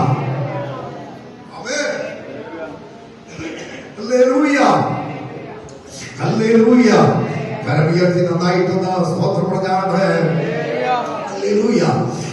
നോക്കൂ, ഇനി ഈ പുസ്തകത്തിന്റെ പേര് വെളിപ്പാടെന്ന വെളിപാട് എന്നൊക്കെ ചില പറയാറുണ്ട്. അത് ഓരോരുത്തരുടെ ഭാഷാശൈലി അനുസരിച്ചൊക്കെ ആയിരിക്കാം. എനിക്ക് അങ്ങനെയാണ് തോന്നുന്നത്. അവിടെ കുറ്റമല്ല, ഞാൻ പഠിച്ചപ്പോഴേക്കും മനസ്സിലാകുന്നത് അങ്ങനെയാണ്. പക്ഷെ വാസ്തവത്തിൽ മലയാളത്തിൽ ഇതിനെ വെളിപ്പാടെന്ന ആമേ കാണുന്നത്. ഇംഗ്ലീഷിൽ ഇതിന് നമ്മുടെ സാധാരണ ഇംഗ്ലീഷ് ശൈലി എടുത്ത റെവലേഷൻ എന്നായിരിക്കും നമ്മൾ എടുക്കുന്നത്. പക്ഷെ അങ്ങനെയല്ല. ഈ വരുന്ന ഭാഗത്ത് ആയിട്ടല്ല, അത് ആയിട്ടാണ് അതിന്റെ ഒരു ഭാഷയിൽ കാണുന്നത്. അതുകൊണ്ട് അതിനെ ശരിക്കും പറഞ്ഞാൽ റെവിലേഷൻ എന്ന അത് റെവിലേഷൻ എന്ന് പറയാൻ കാരണം ലേറ്റിൻ ഭാഷയായ റെവലേഷ്യോ എന്ന വാക്കിൽ നിന്നാണ് ഈ പദം വന്നിരിക്കുന്നത്. അതുകൊണ്ട് ഇതിന് റെവിലേഷൻ നമ്മളെല്ലാം ഞാനും പഠിച്ചു വെച്ചത് റെവലേഷൻ അല്ല. യഥാർത്ഥത്തിൽ അങ്ങനെയല്ല, അത് റെവിലേഷൻ അല്ല. കരമിയാക്കുന്ന സ്വന്തം പറഞ്ഞാണ്. ഇനി ഗ്രീക്കിൽ ഇതിന് പറയുന്നത് അപ്പോക്കലിപ്സിസ്. അങ്ങനെയാ പറയുന്നത്. നമുക്ക് പിന്നീട് ചിന്തിക്കാം. ഞാൻ എല്ലാം കൂടെ ഇവിടെ ഇട്ട് കറക്കുന്നില്ല. ആ വാക്കിന് വേണമെങ്കിൽ ഇപ്പൊ നോട്ട് ചെയ്തോളൂ. അപ്പോക്കലിപ്സിസ് എന്ന് പറഞ്ഞാൽ മറ നീക്കുക, അനാച്ഛാദനം ചെയ്യുക എന്ന് പറയുമ്പോ ഏതെങ്കിലും ഒരു മന്ത്രി ഒരു കെട്ടിടം വെച്ചെന്ന് വെച്ചോ, കെട്ടിടത്തിന് ഫ്രണ്ടിൽ ഒരു മാർബിളിൽ അതിന്റെ പേരിലുള്ള കാര്യങ്ങൾ എല്ലാം എഴുതി പതിപ്പിച്ചിട്ടായിരിക്കും. എന്നിട്ട് മന്ത്രി ഉദ്ഘാടനത്തിൽ വരുമ്പോ അതിന്റെ ഫ്രണ്ടിൽ ഒരു കർട്ടൻ ഇട്ടേക്കും. ഈ കർട്ടൻ നമുക്ക് ഇട്ടിരിക്കുന്നുണ്ട്. അതിനകത്ത് ഉദ്ഘാടകനാണെന്നോ ഇതിനകത്തെ അതിഥികളാണെന്നോ ഒന്നും നമുക്ക് കാണാൻ പറ്റത്തില്ല. അത് കാണാൻ പറ്റുന്നത് എപ്പോഴാണെന്ന് ചോദിച്ചാൽ ആ കർട്ടനെയും കൂട്ട് നീക്കുമ്പോഴാണ്. അത് നീക്കുമ്പോൾ നമുക്ക് വ്യക്തമായിട്ട് എത്തിയാൻ കഴിയാം. അത് പ്രശ്നമാണ്. ആ നീക്കുന്നതിനാണ് അനാച്ഛാദനം ചെയ്യുക എന്ന് പറയുന്നത്. അങ്ങനെയെങ്കിൽ കഴിഞ്ഞ നാളുകളിൽ മറഞ്ഞിരുന്നത് ദാനിയേൽ വെളിപ്പോടെ ചേർന്ന് പിടിക്കേണ്ട ഒരു വിഷയമാണ്. ദാനിയേലിലെ അല്ലെങ്കിൽ പ്രവചന പുസ്തകത്തിലെ പ്രവചന ഗ്രന്ഥങ്ങളിൽ നട്ടലായി നിൽക്കുന്ന ഒരു അധ്യായം ദാനിയേലുണ്ട്. എപ്പോഴും അത് സമയം കിട്ടുമ്പോൾ ഞാൻ ഈ ഇടയ്ക്കൂടെ കയറ്റി എപ്പോഴും നമ്മെ പ്രസംഗിക്കാം. ദാനിയേൽ 9-ാം അധ്യായം അതാണ് പ്രവചന ഗ്രന്ഥങ്ങളിൽ നട്ടലായി നിൽക്കുന്ന ഒരു അധ്യായം, അല്ലെങ്കിൽ പ്രവചനങ്ങളുടെ തട്ടം എന്ന് പറയും. Hallelujah, praise the Lord. എപ്പോഴെങ്കിലും ഇതിന്റെ ഇടയിൽ നമുക്ക് അതിനെ ക്രോഡീകരിച്ച് കയറ്റാം. ദാനിയേലും വെളിപ്പാടും അതുകൊണ്ട് ചേർത്ത് അനേക ദൈവദാസന്മാർ പഠിപ്പിക്കുന്നത്. ഇപ്പോൾ നമുക്ക് അങ്ങനെ പോകാൻ ബുദ്ധിമുട്ടുണ്ട്. ഹല്ലേലൂയ, ദൈവം അനുഗ്രഹിക്കട്ടെ. കർത്താവിന് സ്തോത്രം പറഞ്ഞാണ്. ഹല്ലേലൂയ. നോക്കൂ, ഈ അമേഷം അപ്പോ ഇതിന് അപ്പോക്കാലിപ്സിസ് എന്ന് പറയും. എന്നാൽ എബ്രായ ഭാഷയിൽ ഗാല എന്നാ പറയുന്നത്. എന്തുവാ? വെളിപ്പാടൻ അവിടെ പറയുന്ന പേരെന്തുവാ? ഗാല. ഹല്ലേലൂയ. ഇത്രയും നമ്മുടെ ശ്രദ്ധയിൽ ഇരിക്കട്ടെ. Hallelujah, praise the Lord. ഇനി ഞാൻ പറഞ്ഞല്ലോ, യേശു ക്രിസ്തുവിൻ്റെതാണ് ഈ ഗ്രന്ഥം. ഇതിന്റെ എഴുത്തുകാരനാണ് യോഹന്നാൻ. സമയം നമുക്ക് ഓടിപ്പോകുന്നു. എല്ലാം സ്വന്തം പറഞ്ഞു പോകാൻ കഴിയുന്നില്ല. അത്രയും കൂടെ പറഞ്ഞ് ഞാൻ എടുത്ത വാക്യത്തിലേക്ക് ഒന്ന് പ്രവേശിക്കാൻ വിചാരിക്കുക. അത് കഴിഞ്ഞിട്ട് കുറേശ്ശെ ഇതിന്റെ ആമുഖം തരാം. അതായിരിക്കും നല്ലതെന്ന് എനിക്ക് തോന്നുന്നു. അല്ലെങ്കിൽ നിങ്ങൾ വിചാരിക്കും ഇതെന്തുവാ, ഇത് ക്ലാസ് ആണെന്ന് വിചാരിക്കും. ഹല്ലേലൂയ. അതുകൊണ്ട് ഞാൻ അങ്ങോട്ട് പോകട്ടെ. Praise the Lord. നോക്കൂ, ഇനി ഹല്ലേലൂയ, സ്തോത്രം. നമ്മൾ പഠിച്ചു യേശു ക്രിസ്തുവാണ് ഇതിന്റെ ഗ്രന്ഥകർത്താവെന്നാൽ എഴുത്തുകാരൻ കർത്താവായ യേശു ക്രിസ്തുവിന്റെ ശിഷ്യനായ അപ്പോസ്തലനായ യോഹന്നാൻ. ആമേൻ. ഹല്ലേലൂയ. യോഹന്നാനാണ് അതിന്റെ എഴുത്തുകാരൻ. ഹല്ലേലൂയ. യോഹന്നാൻ തന്റെ പേര് 4 പ്രാവശ്യം ഈ പുസ്തകത്തിനകത്ത്, ഈ വെളിപ്പാട് പുസ്തകത്തിനകത്ത് രേഖപ്പെടുത്തിയിട്ടുണ്ട്. 1-ാം അധ്യായം 1-ാം വാക്യം, 1-ാം അധ്യായം 4-ാം വാക്യം, 1-ാം അധ്യായം 9-ാം വാക്യം, 22-ാം അധ്യായം 8-ാം വാക്യം. ഈ 4 വാക്യങ്ങൾക്കകത്ത് യോഹന്നാൻ എഴുത്തുകാരൻ എഴുത്തുകാരനാണെന്ന് പറഞ്ഞിട്ടുള്ളത് നമുക്ക് കാണുവാൻ കഴിയും. അതെല്ലാം വായിച്ചു പോകാൻ സമയം എടുക്കുന്നില്ല. യോഹന്നാൻ എന്ന വാക്കിന് ഒരർത്ഥമുണ്ട്. ഹല്ലേലൂയ. യോഹന്നാൻ എന്ന വാക്കിന് ദൈവകൃപയുള്ളവനാകുന്നു. ആമേൻ. ദൈവം കൃപയുള്ളവനാകുന്നു എന്നാണ് ആ വാക്കിന്റെ അർത്ഥം. യോഹന്നാന്റെ സ്ഥലത്തെ കുറിച്ച് നമുക്ക് ബൈബിളിനകത്ത് കാണാൻ കഴിയും. യോഹന്നാൻ സുവിശേഷം 1-ാം അധ്യായത്തിന്റെ 44-ാം വാക്യത്തിൽ യോഹന്നാന്റെ സ്ഥലത്തെ കുറിച്ച് നമുക്ക് വ്യക്തമായിട്ടുണ്ട്. അവിടെ കാണുന്നു ബെത്സയിദ എന്നാണ് വായിച്ചാട്ടെ. അന്ത്രയോസിന്റെയും പത്രോസിന്റെയും പട്ടണമായ ബെത്സയിദയിൽ നിന്നുള്ളവനാകുന്നു. യോഹന്നാൻ ഇവിടെ ഉള്ളവനാണ്. അവൻ ബെത്സയിദക്കാരനാണ്. കരമേൽക്കുന്ന സ്വന്തം പറഞ്ഞാട്ടെ. മർക്കോസിന്റെ സുവിശേഷം 1-ാം അധ്യായം 19-20 വാക്യം പഠിച്ചാൽ സെബദിയുടെ മകൻ യാക്കോബിന്റെ സഹോദരനെന്നും നമുക്കിവിടെ കാണുവാനായി കഴിയുന്നു. മർക്കോസ് 1:19-20 അവിടെ എഴുതിയിരിക്കുന്നു. അവൻ ആരാണ്? അവന്റെ അപ്പൻ സെബദിയാണ്. അവന്റെ സഹോദരൻ ആരാണ്? യാക്കോബാണ്. വായിക്കണമെങ്കിൽ വേഗം വായിച്ചോ. സ്വന്തം. ഉടനെ അവരെയും വിളിച്ചു. അവർ അപ്പനായ സെബദിയെയും കൂലിക്കാരോടുകൂടെ പടകിൽ വിട്ട് അവനെ അനുഗമിച്ചു. മതി അങ്ങോട്ട്. സ്വതന്ത്രിയ എല്ലാം വായിച്ചു കൂടാ. ശ്രദ്ധിച്ചു കേൾക്കുക. ഞാനത് ചെറുതിനൊക്കെ പറഞ്ഞു പിടിക്കുന്നു. കാരണം ആത്മീയ അതൊക്കെ വരുന്ന ഭാഗം ഞാൻ ആത്മീയമായി എടുക്കാം. അല്ലാത്തത് ഇങ്ങനെ പറഞ്ഞു വിടുക. ഹല്ലേലൂയ. ഇനി അവന്റെ മാതാവിനെ കുറിച്ച് ഒരു അനുമാനമാണ് കാണുന്നത്. യോഹന്നാന്റെ അമ്മ ആരാണെന്ന് വ്യക്തതയില്ല. പക്ഷേ സ്വതന്ത്രിയ വേദപണ്ഡിതന്മാരുടെ ഇടയിൽ അത് ശലോമയായിരിക്കാം എന്ന് അഭിപ്രായമുണ്ട്. അതിൽ തെളിവായി മർക്കോസിന്റെ സുവിശേഷം 15-ാം അധ്യായം 40 വാക്യം, 16-ാം അധ്യായം 1-ാം വാക്യം, ഈ 2 വാക്യങ്ങൾ പഠിച്ചാൽ അവന്റെ അമ്മ ശലോമ ആയിരിക്കാം എന്ന് നിഗമനത്തിൽ നമുക്ക് എത്തുവാനായി കഴിയും. ഹല്ലേലൂയ. ഇനി ഇവന്റെ തൊഴിലിനെ കുറിച്ച് പറയാം. ഇവന്റെ ആദ്യത്തെ തൊഴിലെന്ന് പറയുന്നത് മീൻപിടുത്തമായിരുന്നു. മത്തായി സുവിശേഷം 4-ാം അധ്യായം 21-ാം വാക്യം. ഇവൻ ആരായിരുന്നു? ഒരു മീൻപിടുത്തക്കാരനായി. അതിനകത്തൊരു ആത്മീയ മർമ്മം പറയാം. ഇന്ന് പകൽക്കാരോട് ഇരുന്ന് ആരാധിക്കുന്ന ദൈവമക്കൾ മനസ്സിലാക്കണം. ഞാനും എന്ത് തൊഴിലിൽ അവൻ ആയിരിക്കുന്നുവോ ആ തൊഴിലിന്റെ ദൈവത്തിന് വിഷയം തനിക്ക് വേണ്ടി ദൈവം നമ്മളെ വിളിച്ചാൽ ദൈവത്തിന് നമ്മെ ഉപയോഗിക്കാൻ കഴിയും. പലപ്പോഴും ഈ മീൻപിടുത്തക്കാരെയൊക്കെ അവഗണിച്ചപ്പോൾ ഒരു കാലമുണ്ട്. ഇപ്പോൾ അവർക്ക് ഭയങ്കര മാർക്കറ്റാണ്. കാരണം അവരുടെ ഇടയിലേക്ക് ഉന്നത ഉദ്യോഗസ്ഥന്മാരുണ്ട്. അവരെല്ലാം സമ്പന്നരായി മാറി. ഇന്ന് മീൻപിടുത്തക്കാരെ വളരെ ഇപ്പോൾ ആളുകൾ റെസ്പെക്ട് കൊടുത്തവരെ അവരോട് സംസാരിക്കും. അല്ലെങ്കിൽ നമ്മളൊക്കെ നിസ്സാരം പോലെ അവരോട് സംസാരിച്ചിരുന്നത്. എന്നാൽ ഇന്ന് അവർക്ക് മാർക്കറ്റ് മാറി. എങ്കിലും ഞാൻ പറഞ്ഞത് ഒരു മീൻപിടുത്തം എന്ന് പറയുന്നത് നിസ്സാരമായ ഒരു തൊഴിലായി കണ്ടാല് സ്വതന്ത്രെ ആ മീൻപിടുത്തക്കാരനെ ഏത് ലെവലിൽ കൊണ്ടുവരുവാൻ ദൈവത്തിന് കഴിയും.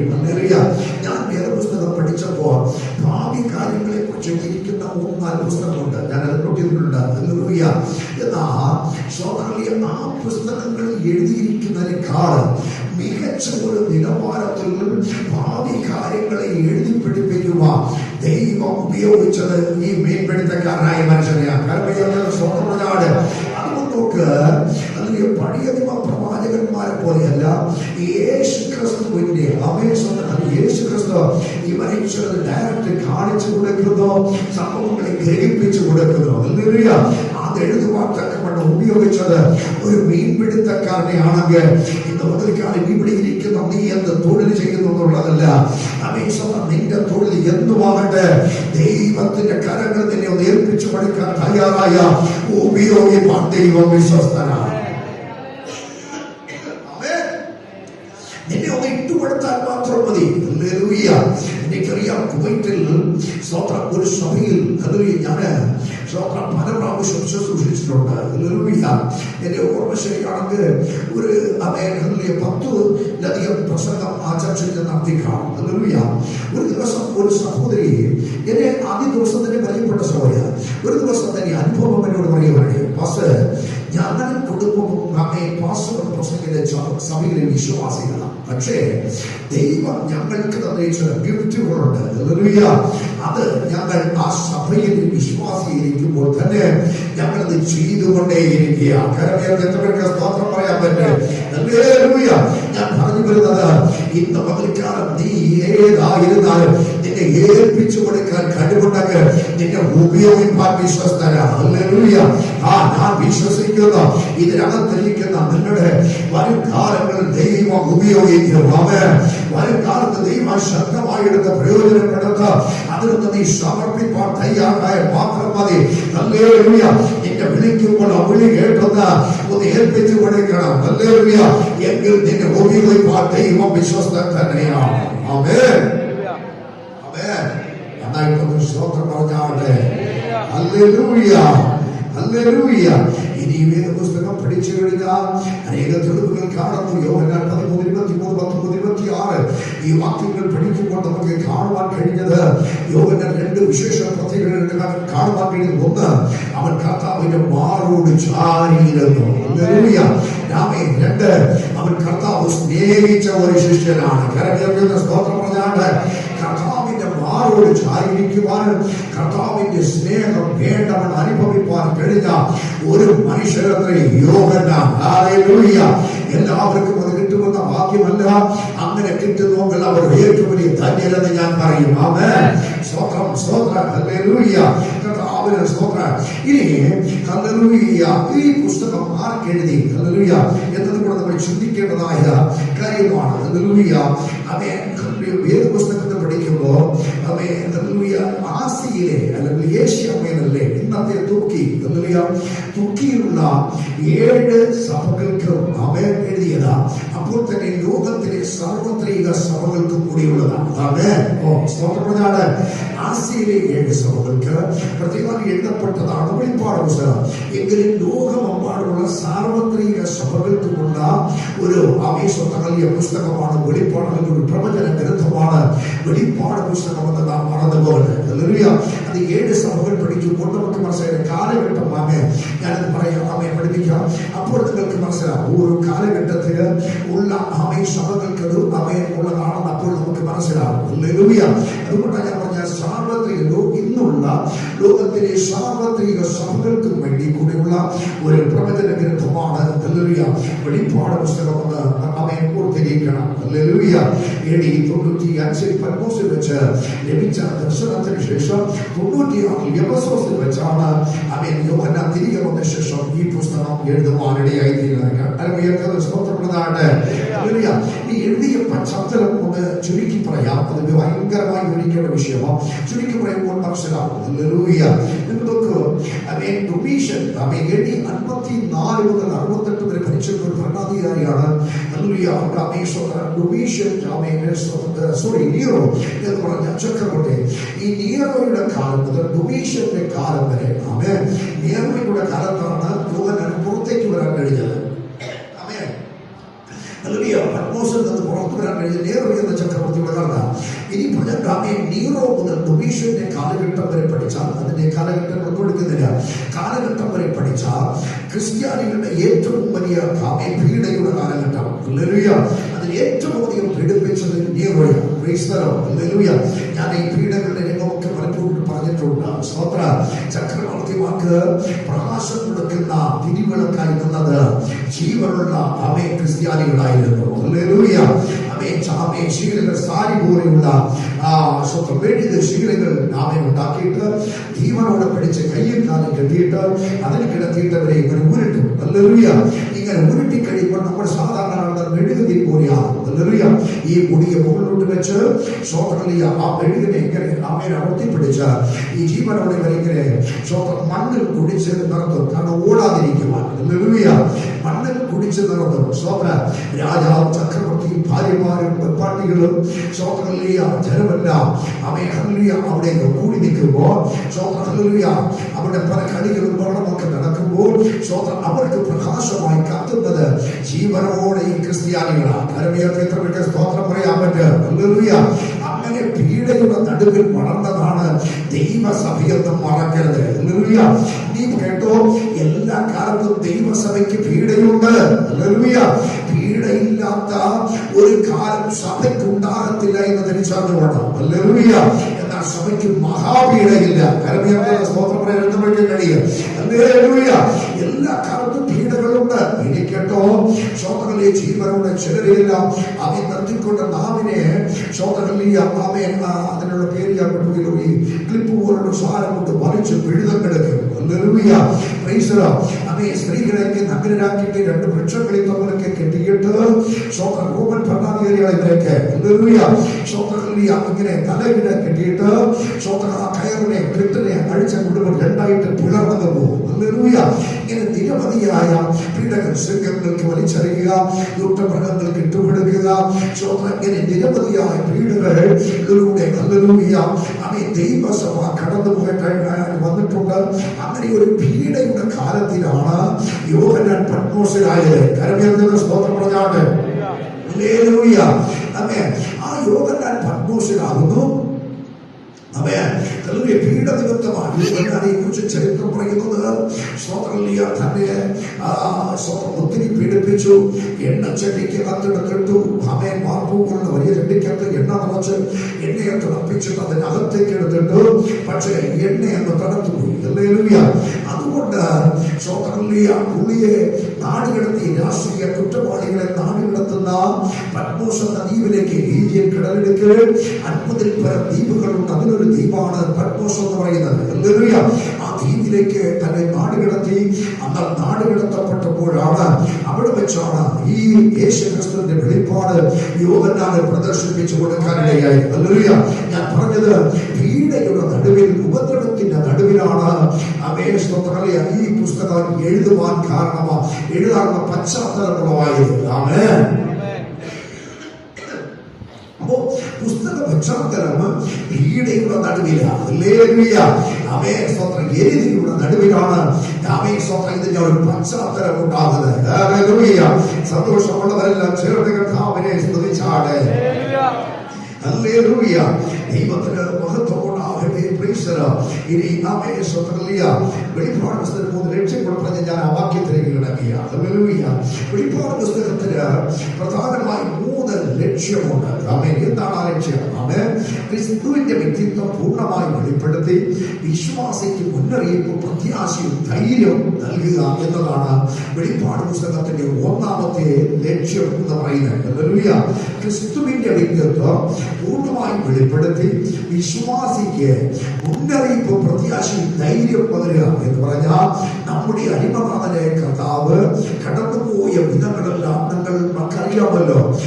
അതെല്ലാം ഓർത്തുകൊണ്ട് നിങ്ങളും പ്രതികൂലങ്ങൾ വരുമ്പോൾ, പീഡകൾ വരുമ്പോൾ, പോരാട്ടങ്ങൾ വരുമ്പോൾ തളർന്നു പോകാതെ പ്രത്യാശയും ധൈര്യമുള്ളവരെ നിൽക്കണമെന്നതാണ് വെളിപ്പാട് പുസ്തകത്തിന്റെ ലക്ഷ്യം. കാരണം സ്തോത്രം പറഞ്ഞാണ്. രണ്ടാമതായി ഈ വെളിപ്പാട് പുസ്തകത്തിന്റെ ലക്ഷ്യമെന്ന് പറയുന്നത് വിശ്വാസിയെ ആത്മീകമായി ഒന്ന് ഉണർത്തുക, ചാവാറായ ശേഷിപ്പുകളെ എന്ത് ചെയ്യുക, ശക്തീകരിക്കുക. അപ്പൊ ആത്മീകമായി ഒന്ന് ഉണർത്തുക എന്നതാണ് ഈ പുസ്തകത്തിന്റെ പ്രഥമമായ ലക്ഷ്യം. ആമേൻ. ഹല്ലേലൂയ. നോക്കൂ, ഒരു ബൈബിൾ ക്ലാസ്സിലാണ് പോയിരുന്നത്. ഞാൻ ഇത്രയും പറഞ്ഞത് പക്ഷേ ഒരു 4-5 ആഴ്ച കൊണ്ടായിരിക്കും നിങ്ങൾക്ക് കിട്ടുന്നത്. ഹല്ലേലൂയ. ഇത് ഞാൻ ഒരുമിച്ച് അടിച്ച് തകർന്നു പോവുകയാണ്. വേഗത്തിൽ നിങ്ങൾക്ക് കിട്ടട്ടെ എന്ന് സ്തോത്രം പറഞ്ഞാണ്. ഇനി മരണപ്രദമായ പുസ്തകത്തിന്റെ 3-ാമത്തെ ലക്ഷ്യമെന്ന് പറയുന്നത് സഭ എടുക്കപ്പെട്ട ശേഷം അരങ്ങേറുന്ന സാധാന്യ വാഴ്ചയെയും അതോടൊപ്പം ചൊല്ലിയപ്പെടുന്ന ഘോരമായ ന്യായവിധിയുടെ പ്രവചനങ്ങൾ മനസ്സിലാക്കുകയും സഭാകാല വിശ്വാസികൾ ദൈവത്തെ സ്തുതിക്കുകയും വിശുദ്ധി പാലിച്ച കർത്താവിന്റെ വരവിന കാത്തിരിക്കുകയും ചെയ്യുക എന്നതാണ് അതിന്റെ 3-ാമത്തെ ലക്ഷ്യം. നോക്കൂ, സഭ ഇന്നത്തെ ഈ ദൈവസഭ കർത്താവായ യേശുക്രിസ്തുവിന്റെ മേഘപ്രത്യക്ഷതയിൽ ഇവിടെ എടുക്കപ്പെടും. എടുക്കപ്പെട്ട് കഴിഞ്ഞാൽ പിന്നെ ഇവിടെ സാധാന്യ വാഴ്ചയാണ്. അതോടൊപ്പം ഘോരമായ ന്യായവിധി, 21 ന്യായവിധികൾ ഇവിടെ വെളിപ്പെടും. 6 മുതൽ 16 അധ്യായങ്ങൾക്കകത്ത് ഘോരമായ 21 ന്യായവിധികൾ പറയുന്നു. അത് 7 മുദ്ര, 7 കാരണം, 7 ക്രോധകലശം. ഈ ന്യായവിധികളെയും കുറിച്ച് മനസ്സിലാക്കി ഇതൊക്കെ സംഭവിക്കുന്ന പോകുന്ന കാലങ്ങളാണ്. ഇത് മനസ്സിലാക്കി അതുകൊണ്ട് വിശ്വാസികൾ ഈ സഭാ കാലയളവിൽ ദൈവത്തെ സ്തുതിക്കുകയും എന്ന് പറഞ്ഞാൽ അതിന് നമ്മൾ ഏൽപ്പിച്ചു കൊടുക്കാതെ ദൈവം നമ്മെ ചേർക്കാൻ പോകുന്നതുകൊണ്ട് നാം ദൈവത്തെ സ്തുതിക്കുകയും നമ്മുടെ ജീവിതം വിശുദ്ധി പാലിച്ച് കർത്താവിനാൽ അല്ലെങ്കിൽ അവന്റെ വരവിനാൽ കാത്തിരിക്കുകയും ചെയ്യേണ്ടത് ആവശ്യമാണെന്ന് സ്വന്തം മുന്നറിയിപ്പ് തരുന്ന ഒരു പുസ്തകം കൂടിയാണ് വെളിപ്പാട് പുസ്തകം. മറ്റുള്ളതല്ല, ഞാൻ ഇനി ശ്രോതാക്കളിൽ ഇതിന്റെ സ്ഥിതി വിവരക്കണങ്ങൾ വെളിപ്പാട് പുസ്തകത്തിന്റെ പ്രത്യേകത 7 പ്രത്യേകതകൾ ഞാൻ എടുത്തിട്ടുണ്ട്. ഒരു 3 പ്രത്യേകതകളെങ്കിലും ഞാൻ നിങ്ങളുമായി പങ്കുവയ്ക്കാം. അത് അടുത്ത ആഴ്ചയിൽ നമുക്ക് ചൊല്ലിപ്പാടിയാകട്ടെ. അതിലുപരിയായി വെളിപ്പാട് പുസ്തകത്തിൽ ഉപയോഗിച്ചിരിക്കുന്ന ഒരു 31 അടയാളങ്ങളുണ്ട്. അടയാളങ്ങളെ ഒന്ന് സ്വഭാവിക്കപ്പെടുന്നത് ഞാൻ ഇടയ്ക്ക് കൂടെ തരാം. കർത്താവ് നിങ്ങളെ സഹായിക്കുമാറാകട്ടെ. കരമേർക്കുന്ന ശ്രോത്രം പറഞ്ഞാണ്. Hallelujah, hallelujah. നോക്കൂ, വളരെ ഇമ്പോർട്ടന്റ് ആയി പഠിക്കേണ്ട ഒരു കാര്യങ്ങളുണ്ട്. വെളിപ്പാട് പുസ്തകത്തിൽ യേശു ക്രിസ്തു ആര്? ഹല്ലേലൂയ. അത് ചിന്തിക്കേണ്ടതായ ഒരു വിഷയമാണ്. വെളിപ്പാട് പുസ്തകത്തിൽ യേശു ക്രിസ്തു ആര്? ഹല്ലേലൂയ. പൊതുവിൽ വെളിപ്പാട് പുസ്തകത്തെ യേശുവിനെ നിത്യനായ രാജാവായിട്ടാണ് ചിത്രീകരിക്കുക. 2-ാം അധ്യായം അതിന് 13-ാം വാക്യം എടുത്ത് വായിച്ചാണ്. വെളിപ്പാട് 2:13. നീ എവിടെ പാർക്കുന്നു എന്നും അത് സാത്താന്റെ സിംഹാസനമുള്ളയിടമെന്ന് ഞാൻ അറിയുന്നു. നീ എന്റെ നാമം മുറുകെ പിടിച്ചിരിക്കുന്നു. നിങ്ങളുടെ ഇടയിൽ സാത്താൻ പാർക്കുന്നിടത്ത് തന്നെ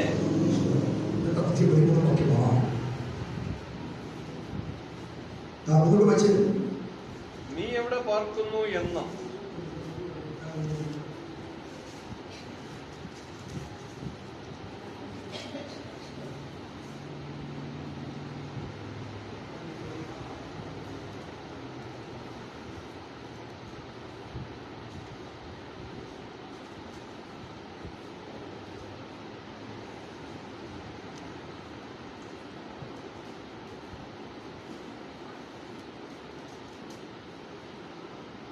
സൂര്യാവാക്യം എടുത്ത വാക്യം വേറൊരു വാക്യം അത് 14-ാമത്തെ 15 ഓക്കെ.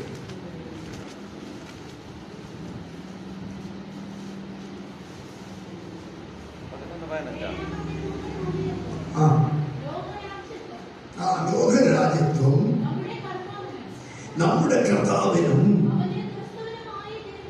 അവന്റെ ക്രിസ്തുവിനും ആയി തീർന്നിരിക്കുന്നു. കരമേർക്കുന്ന സ്തോത്രം പറഞ്ഞാട്ടെ. ഹല്ലേലൂയ. കരമേർക്കുന്ന സ്തോത്രം. പൊതുവിൽ വെളിപ്പാട് പുസ്തകത്തിൽ യേശു നിത്യനായ ഒരു രാജാവായിട്ടാണ് നമുക്ക് യേശുവിനെ അവിടെ കാണുവാനായി കഴിയുന്നത്. ഹല്ലേലൂയ. എന്നാൽ അതിനോട് ചേർന്ന് 32 കാര്യങ്ങൾ യേശു ക്രിസ്തുവിനെ കുറിച്ച് ഹല്ലേലൂയ ഈ വെളിപ്പാട് പുസ്തകത്തിൽ വ്യക്തമാക്കിയിട്ടുണ്ട്. ഹല്ലേലൂയ. എത്രമാത്രം നിങ്ങളോട് പങ്കിടുവാൻ കഴിയുമെന്ന് എനിക്കറിയില്ല. ശ്രോതാക്കളെ അത് ഒന്ന് ചോദിക്കുവാൻ കഴിയുകയാണ്. അതിന് 1-ാം വാക്യം പഠിക്കുമ്പോൾ അത് ദൈവിക വെളിപ്പാടിന്റെ മധ്യസ്ഥനായിട്ടാണ് യേശുവിനെ അവിടെ നമുക്ക് കാണുവാൻ കഴിയുന്നത്. ഹല്ലേലൂയ. ദൈവിക വെളിപ്പാടിന്റെ ആരാണ്? അവൻ മധ്യസ്ഥനാണ്. ഹല്ലേലൂയ. ഇനി രണ്ടാമതായി പറഞ്ഞ 1-5 വാക്യത്തിൽ എഴുതിയിരിക്കുന്നു, അവനാര്? നമ്മെ സ്നേഹിക്കുന്നവൻ. സോറി 1-5 വിശ്വസ്ത സാക്ഷി, മരിച്ചവരിൽ ആദ്യജാതൻ, ഭൂരാജാക്കന്മാർക്ക് അധിപതി. നോക്കൂ, യേശുവാരാണ്? 1 വാക്യത്തിൽ പഠിച്ച നമുക്കിവിടെ ദൈവിക വെളിപ്പാടിന്റെ മധ്യസ്ഥനാണ് യേശു. ഹല്ലേലൂയ. യേശു ക്രിസ്തുവിലൂടെയാണ് നമുക്ക് വെളിപ്പാടുകൾ ലഭിക്കുന്നത്. കരമേൽക്കുന്ന സ്തോത്രം പറഞ്ഞാണ്. ഹല്ലേലൂയ. വേറെ ഒരു മധ്യസ്ഥർ കൂടി നമുക്ക് വെളിപ്പാട് കിട്ടത്തില്ല. വെളിപ്പാടുകളെല്ലാം ലഭിക്കുന്നത് യേശു ക്രിസ്തുവിലൂടെയാണ്. ഹല്ലേലൂയ. അവരെ യേശുവാണ് അവൻ വെളിപ്പാടിന്റെ മധ്യസ്ഥൻ. കരമേൽക്കുന്ന സ്തോത്രം പറഞ്ഞാണ്.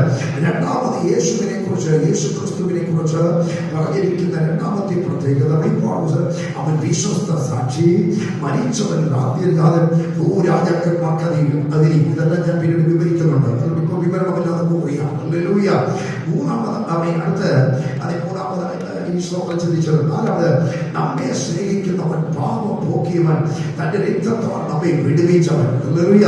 ഇങ്ങനെ 32 വിശേഷണങ്ങൾ യേശുവിനെ കുറിച്ച് അവിടെ നമുക്ക് കാണുവാനായി കഴിയും. കരമുയർത്തുന്ന സ്തോത്രം പറഞ്ഞാണ്. ഹല്ലേലൂയ. ഹല്ലേലൂയ.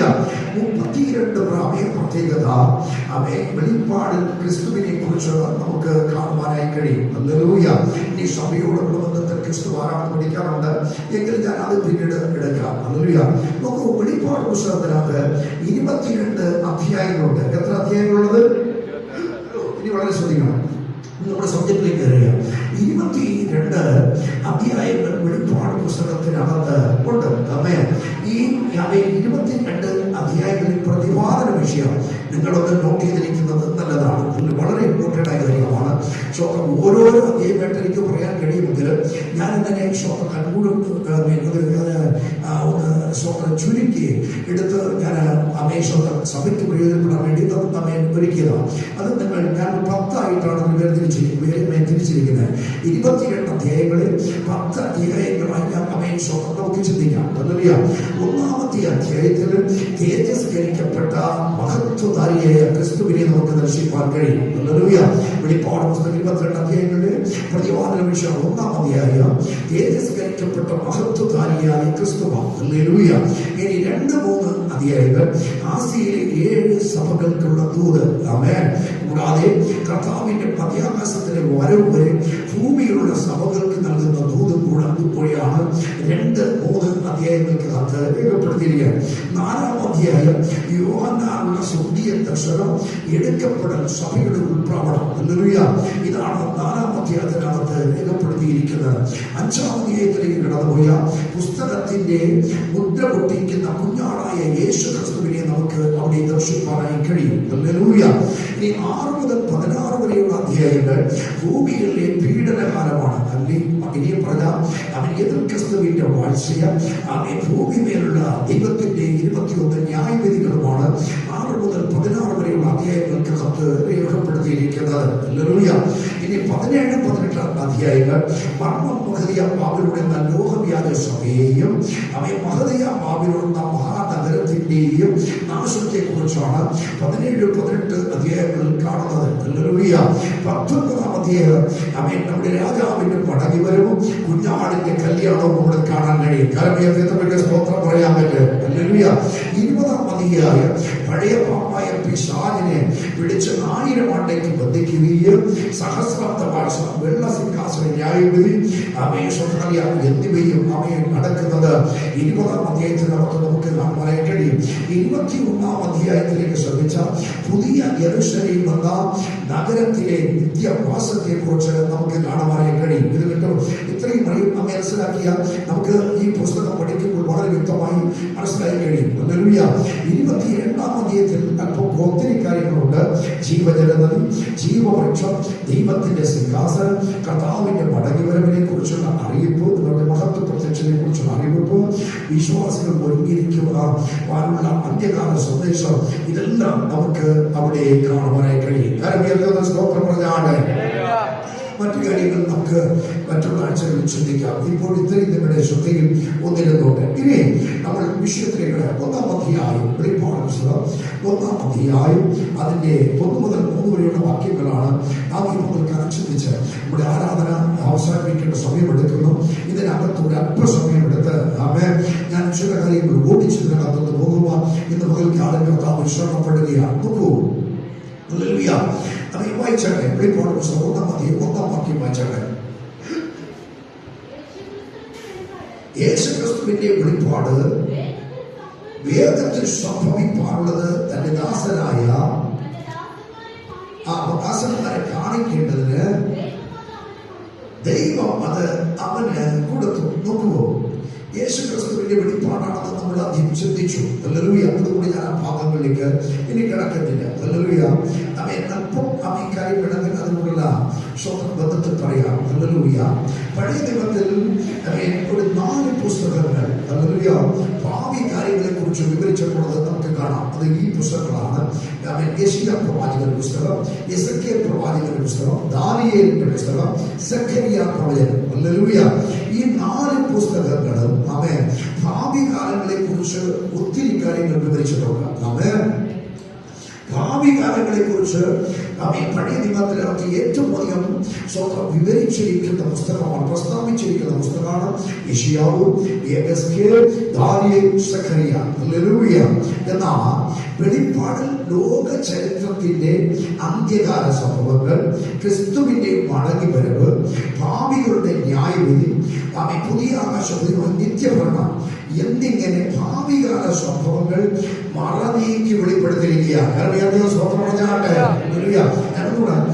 ഈ ലോകത്തിന്റെ ചരിത്രം മൊത്തം വരച്ചു കാണിച്ചിരിക്കുന്ന ഒരു പുസ്തകമാണ് വെളിപ്പാട് പുസ്തകം. ഹല്ലേലൂയ. ഈ ലോകത്തിൽ എന്തൊക്കെ സംഭവിക്കണം, ഇവിടെ ആരൊക്കെ ഭരിക്കണം, എത്ര കാലം ഭരിക്കണം. ഹല്ലേലൂയ. നമ്മുടെ ഭരണാധികാരികൾ പറയും ഞങ്ങളിനി ഇത്ര വർഷം ഭരിക്കും, പക്ഷേ അവൻ എത്ര കാലം ഭരിക്കണമെന്നെല്ലാം അവൻ അറിയുന്ന ഒരുവൻ സ്വർഗത്തിലെ ദൈവമാണ്. ഹല്ലേലൂയ. അത് ദൈവം തീരുമാനിച്ചിരിക്കുക. അതനുസരിച്ച് ഇവിടെ ആർക്കും ഭരിക്കാൻ പറ്റത്തുള്ളൂ. കാരണം സ്തോത്രം പറയാൻ എത്ര കഴിയും. ഹല്ലേലൂയ. അതുപോലെ ഇനി അന്ത്യകാല സംഭവങ്ങളെല്ലാം വരച്ച് കാണിച്ചിരിക്കുന്ന ഒരു പുസ്തകമാണ്. ഞാൻ ആദ്യത്തിൽ തന്നെ അന്ത്യകാല സംഭവങ്ങളുടെ ചില കാര്യങ്ങൾ പറഞ്ഞുകൊണ്ട് ഇപ്പോൾ ഞാൻ വിവരിക്കാതെ പോകുന്നു. ഹല്ലേലൂയ. ഇനി യേശുക്രിസ്തുവിന്റെ മടങ്ങിവരവിനെ വരച്ചു കാണിച്ചിരിക്കുന്ന പുസ്തകമാണ് വെളിപ്പാട് പുസ്തകം. യേശുക്രിസ്തുവിന്റെ മടങ്ങിവരവിന് 2 ആമുഖങ്ങളുണ്ട്. ഒന്ന് ശ്രദ്ധിക്കുക. 1-ാമത്തെ ആമുഖം ക്രിസ്തുവിന്റെ സഭയെ എവിടെ നിന്ന് ചേർക്കുവാൻ എന്ന് പറഞ്ഞാൽ രക്ഷിക്കപ്പെട്ട് സ്ഥാനപ്പെട്ട് ആത്മാഭിഷേകം പ്രാപിച്ച് ഹല്ലേലൂയ കഷ്ടതയുടെയും പേടിയുടെയും നടുവിലൂടെ ദൈവത്തെ സ്തുതിച്ചും മഹത്വപ്പെടുത്തിയും ദൈവത്തിനായി ജീവിച്ചുകൊണ്ടിരിക്കുന്ന ദൈവമക്കളുടെ എടുക്കപ്പെടലാണ് 1-ാമത് നടക്കാൻ പോകുന്നത്. ആമേൻ. ഹല്ലേലൂയ. നോക്കൂ, ചിലപ്പോൾ ഞാനും പ്രസംഗിച്ചുകൊണ്ടാകാം, ചിലപ്പോൾ ദൈവദാസന്മാരൊക്കെ പറയാറുണ്ട് ഈ ലോകമെല്ലാം സുവിശേഷം എത്തിയാല് യേശു വരുള്ളൂ. ഹല്ലേലൂയ.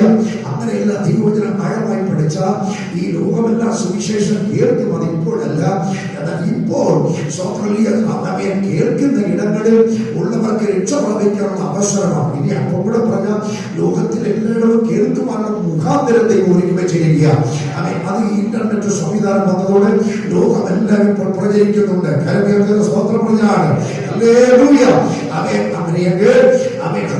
ഈ കാലഘട്ടത്തിൽ കേൾക്കുന്ന സുവിശേഷം വിശ്വസിച്ച് യേശുവിനെ സ്വീകരിച്ച് കർത്താവിന്റെ കൽപ്പന അനുസരിക്കുന്ന ദൈവമക്കളെ നമ്മെ ചേർക്കുവാൻ യേശു വരാൻ പോവുകയാണ്. ഹല്ലേലൂയ. ആ വരവിനെ മേഘപ്രത്യക്ഷത എന്ന് പറയും. അതിൽ നമ്മൾ പിന്നീട് പഠിക്കാം. ഹല്ലേലൂയ. അപ്പോൾ ഞാൻ പറഞ്ഞ വരവിന് 2 ആമുഖങ്ങളുണ്ട്.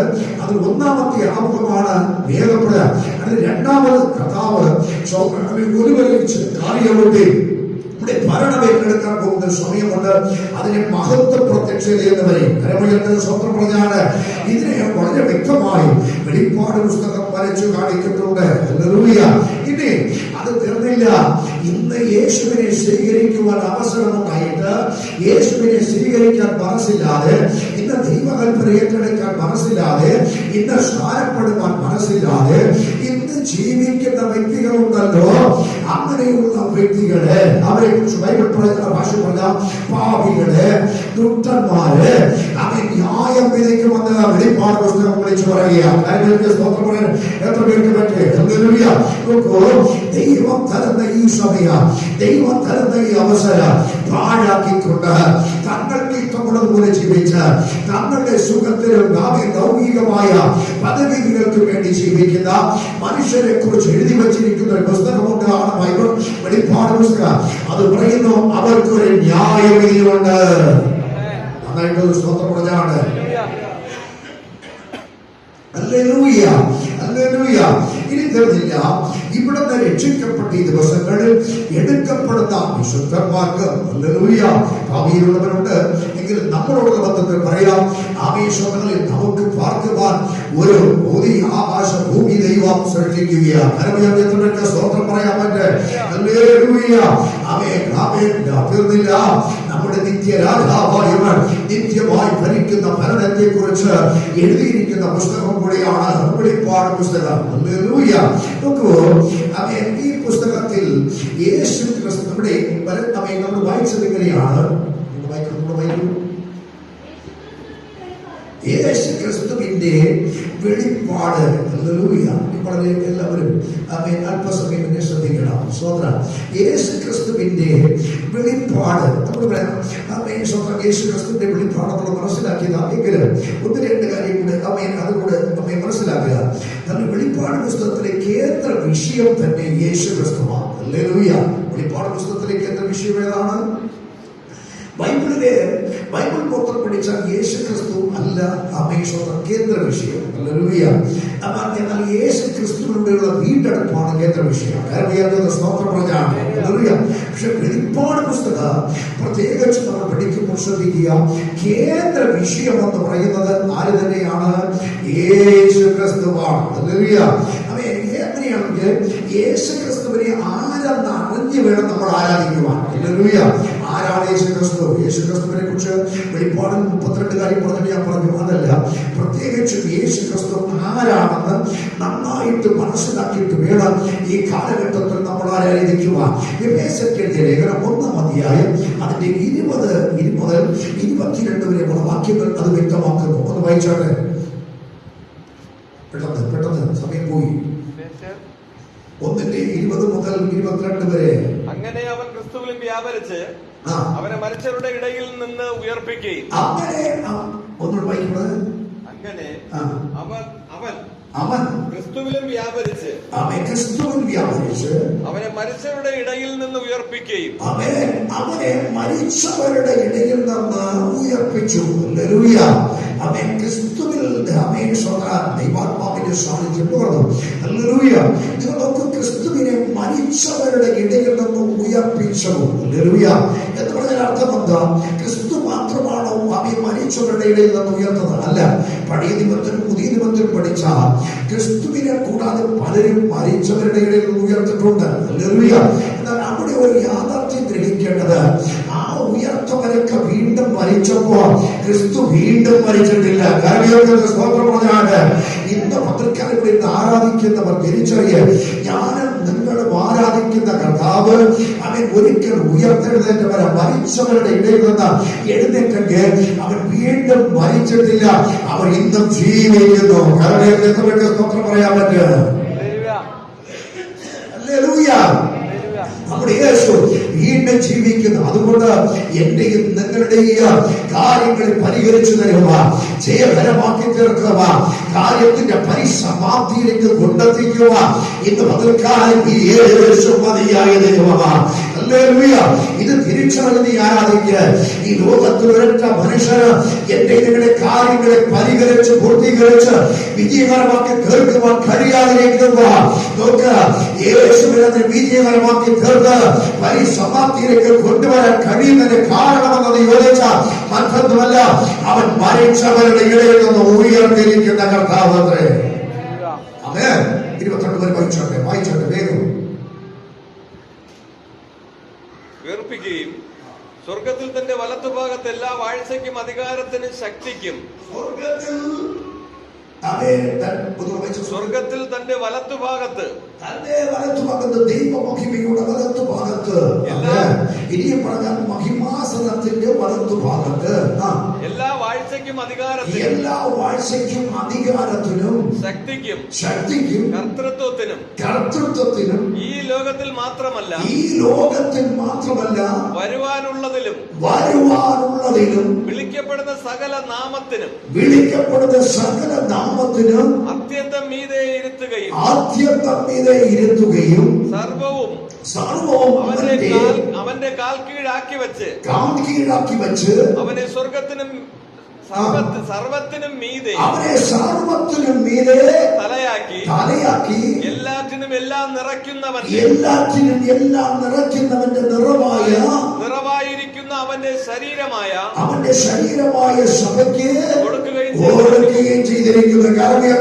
സ്തോത്രം പറയുന്നത് ഒരു ഇത്രയും വാക്യം എന്ന് വിവരിച്ചാൽ ഒരു 2 മണിക്കൂർ എന്ന് വിവരിക്കാറുണ്ട്. അത്ര ഭയങ്കരമാണ്.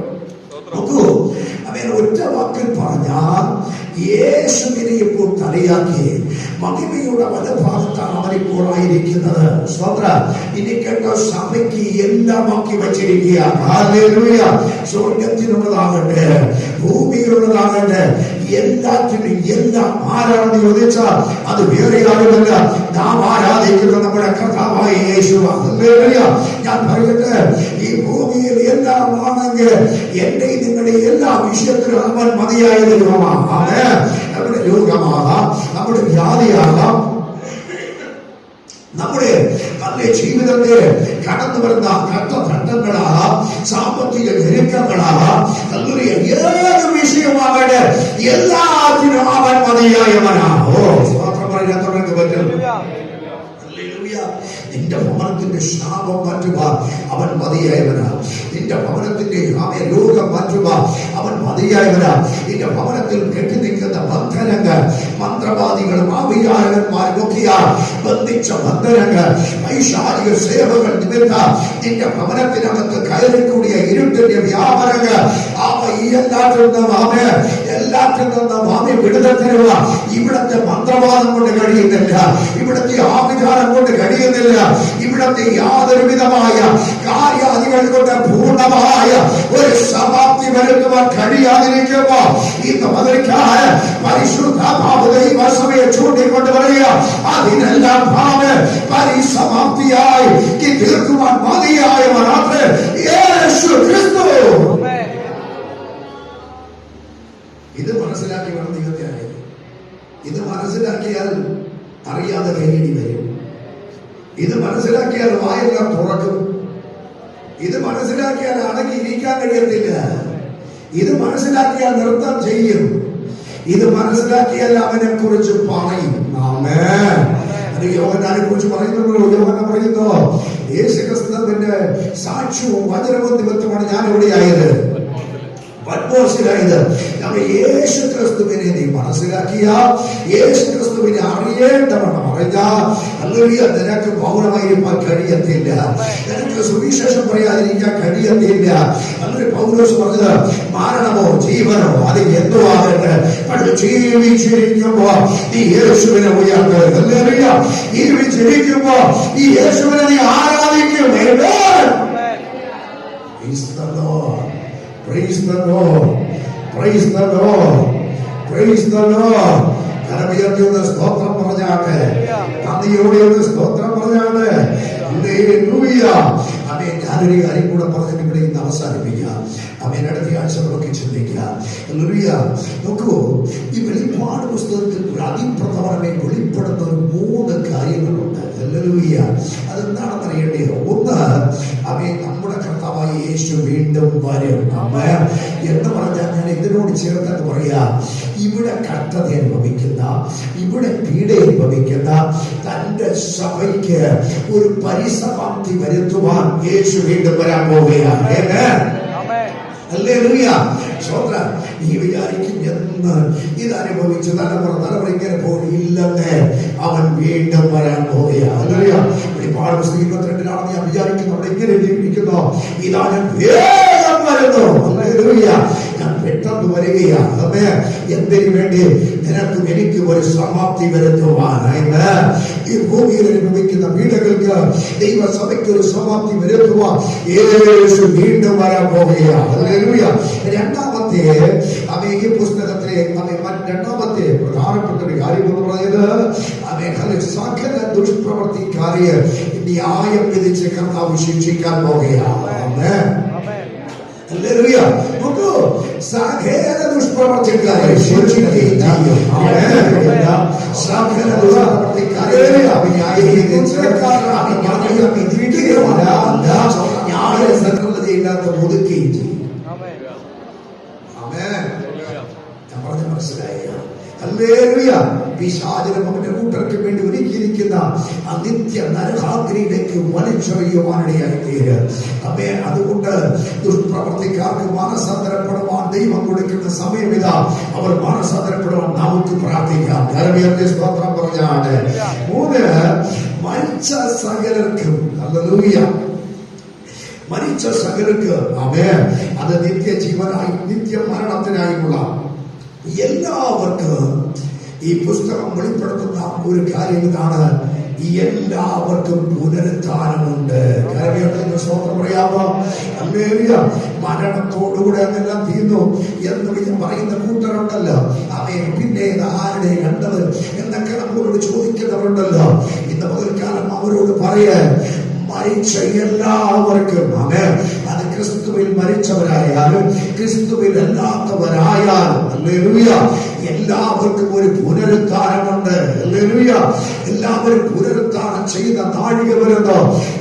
ചിലർ ജീവനായിട്ട്, ചിലർ നിത്യ ശിക്ഷയ്ക്കായിട്ട് പുനരുത്ഥാനം ചെയ്യുമെന്നേ ഉള്ളൂ. പക്ഷേ സകലർക്കും ഒരു പുനരുത്ഥാനമുണ്ട്. സ്വന്തം പറഞ്ഞ ആട്ടെ. അങ്ങനെയെങ്കിൽ നാം ഇന്ന് മുതൽക്കാലം പറയട്ടെ, നമ്മുടെ കർത്താവായ യേശു ക്രിസ്തു ആരാണ് എന്ന് തിരിച്ചറിഞ്ഞ് നമുക്ക് ആരാധിക്കാം. അവൻ സകലവും സമാപ്തി വരുത്തുന്ന ദൈവം. അവന്റെ സകലത്തിന് തലയാക്കി വച്ചിരിക്കുന്നു. ഇനി കേട്ടോ, മഹിമാസനത്തിന് വലഭാഗത്തവനിരിക്കുക. മഹിമാസനം പറഞ്ഞ മഹത്വത്തിന്റെ സിംഹാസനം.